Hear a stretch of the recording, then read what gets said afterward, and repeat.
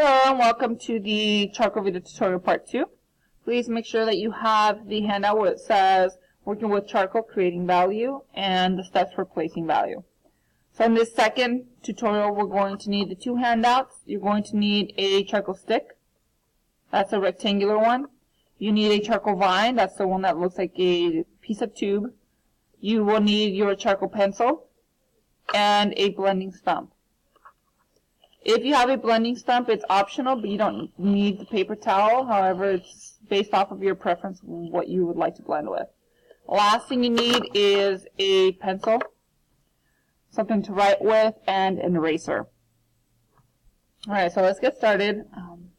We left off in part 1, finishing the second sheet of the packet, the value scale here. Now, the value scale, you're going to notice it does say vine charcoal, compressed charcoal sticks, and charcoal pencil.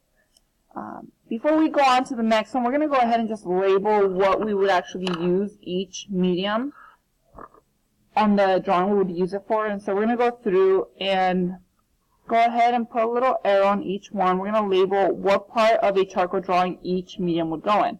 So the vine charcoal, that's used for the drawing part of your charcoal drawing. And the reason for that is because it's so light and it's really easy to erase this that it's very convenient for the drawing part, because at the end we don't want outlines. Compressed charcoal stick, that's what we use for shading. And the reason for that is it's so dark and it blends so well that it's easy to use on that shading part. The last part right here where it says charcoal pencil, we do that for detailed shading. So go ahead and label detailed shading. And the reason we do that is because of the point. It's very easy for us to use that for any detail. Something that the charcoal stick can't do. Because if you notice, you can get a fine tip on the pencil, but you can't do that with the charcoal stick. And so we have shading, detailed shading, and drawing. Alright. So once you have that labeled, we're going to go ahead and go to the third page, which is what we're going to work on. You're going to notice that these forms are a repeat of what's on your handout, your shading handout. And so we're going to go through and we're going to follow each step, starting with all over neutral, then the high dark, core shadow, and highlight. However, in your packet, you're going to notice that there's a little bit different steps written on here. Whenever we work with charcoal, it is important to go through and make sure that we start off with the right steps. So step 1, what I'm going to do here is add a layer of charcoal onto the entire paper with a compressed charcoal stick. So go ahead and separate that charcoal stick. You're going to hold the charcoal stick sideways. So you're not going to hold it vertically, you're going to hold it sideways. And you're going to cover up the entire paper with the charcoal stick. And you're going to blend it with paper towel. Now, I will have chamois for you next time once you get to the project, but for this one, we're going to go ahead and use paper towel to blend. There's two pictures on the side. One, this is what it looks like when you first put the compressed charcoal and you don't blend, and then once you start blending, it looks a little bit more like this. So I'm going to go back to this. And I have a rectangle on the sides to show you where you should go to. So we're going to go through. And I'm going to hold it sideways. And I'm going to go through the entire section here, and I'm going to fill it in.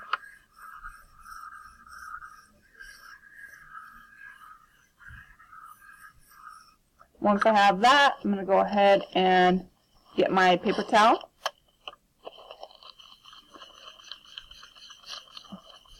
I'm going to blend the entire section here.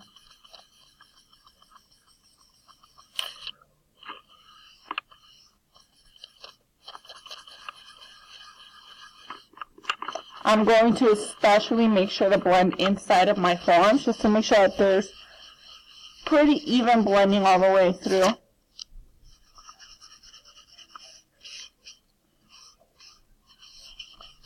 And this first step, if we look back to our form, this is actually step 1, the all over neutral or the medium value, where we would typically cover the entire thing with a medium gray. Now, Right now, mine looks a little bit patchy here and there. I do want to try and get as close to a smooth surface as possible, so I'm going to go in a little bit more in some of the areas. I'm focusing now just mostly on where I have the forms. Whoop. I'm going to go in with the forms. I'm going to create a smooth value in there.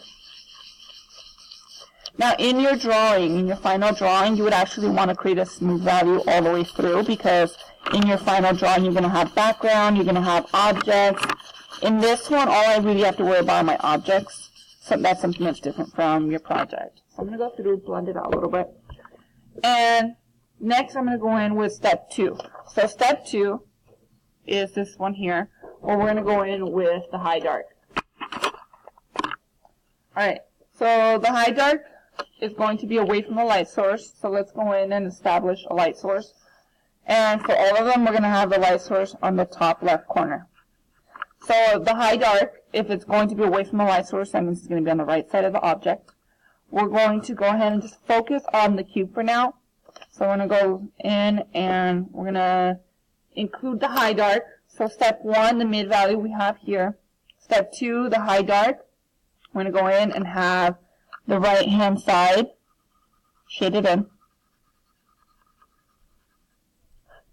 And I'm going to go in with my charcoal. And I'm going to shade that in. And I'm going to use the blending stump. And I'm going to blend in my value. I'm going to be really careful about the edges, but if you happen to get the value outside of the edges, that's okay. You can use an eraser and clean up the edges. I'm going to blow away the rest. Now I have the high dark. It's away from the light source. We're going to go in next with the next step. Now in the handout, coarse shadow is the next step. However, because the cube is flat, not round, there is no coarse shadow, so we're going to go into the last one. The last one is a highlight. Now typically for all of these you erase and highlight. In this one it was added on, but here we're going to go back to erasing the highlight. So we're going to go in here, use an eraser, and you're going to go ahead and erase your highlight on there.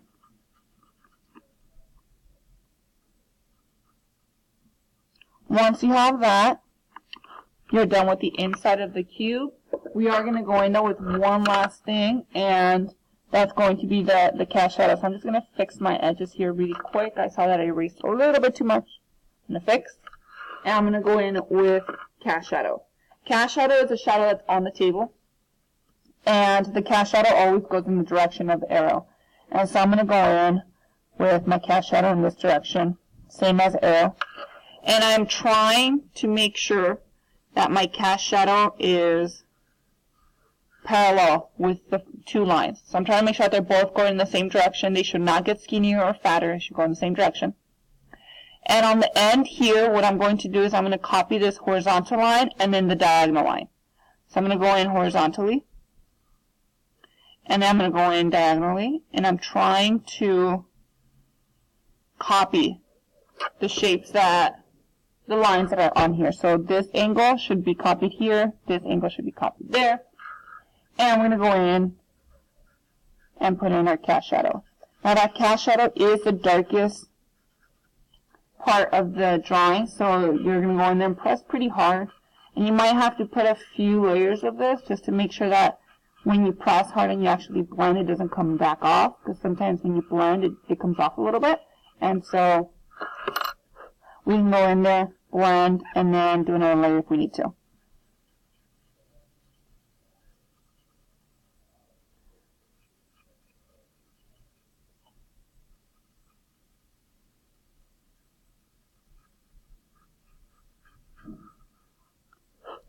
So that would be it for the shading of the cube. So the cube here would be done. We would then have to go on to the next one. So I'm right-handed. I'm actually going to go into the cylinder next, just to keep it consistent so I don't end up smearing with my right hand. I'm going to go in with the cylinder. So step 1 was the mid value. Step 2, we're going to go into the handout. Step 2 is a high dark here. So we're going to do a high dark away from the light source on the right side. And here it says it's going to go over half of the form away from the light source, so on the right side. Now, really quick, I'm going to just take a little sidetrack here. And I'm going to go to the front. In the front, it says that step 2 is drawing your picture with your vine. Now, the only reason we didn't do that for this demo is because the drawing is already drawn on there. I printed that out already done. However, you would go in and you would draw with the vine, and then you would follow the shading steps in step 3 and step 4 and step 5. When you're blending, you would do these at the very end. Okay. So we did skip step 2, but that's because I did it for you by printing out the form. Alright, we're going to go in with step 2, high dark. The high dark, we're going to go in half of the cylinder, and I'm going to cover up half of it. This time, because the space is so small, I'm holding it a little bit more like a pencil. Just a little bit. And I'm going to start blending.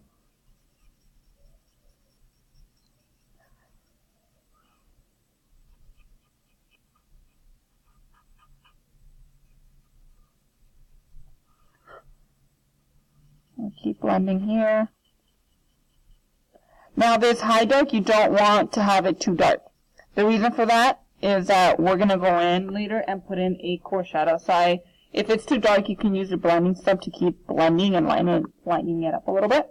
And then on the end, I'm going to go in vertically, and as I move towards the light side to blend, I'm actually going to lift my stump a little bit. Then I'm going to use my eraser. I'm just going to erase a little bit here. Clean up the edges a little bit, so it doesn't look like my lines are going out. I'm going to blend a little bit right here as well, to make sure it doesn't look like white line. And there I have step 2, high dark away from the light source.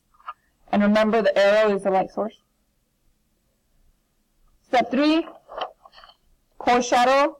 Core shadow is a stripe on the shadowed side, so that means it's going to be on the right, near the right corner edge here, but it's not going to actually touch. So if you notice, this dark stripe is next to it, but it doesn't touch the edge.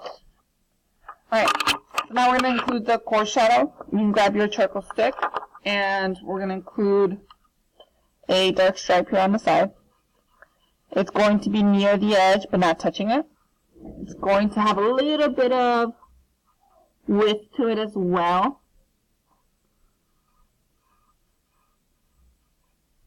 And I'm going to be very careful not to go too outside of the line, because it is harder to erase something that's darker. Then I'm going to go in and blend a little bit. And I'm going to also blend out the core shadow. I'm going to go through, blend it out, and that's it. Now I have medium value, high dark, core shadow. Step 4, we're going to go in and erase the highlights. So step 4 is a stripe where we erase the highlight near the arrow. So the arrow is our light source. It's up here. We're going to erase it near the arrow, so that means it's going to be on the left.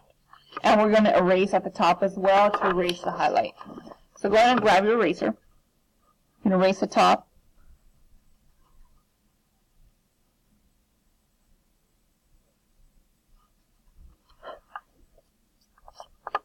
And you can erase a stripe near the edge, but not touching the edge.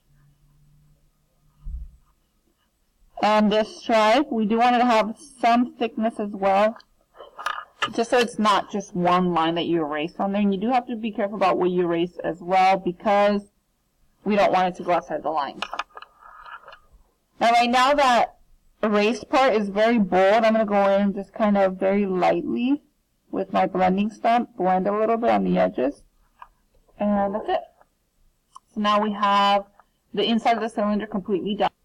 Now we're going to go ahead and stop this video tutorial. We still have to do the cast shadow out in the table, but we'll do that in part 3.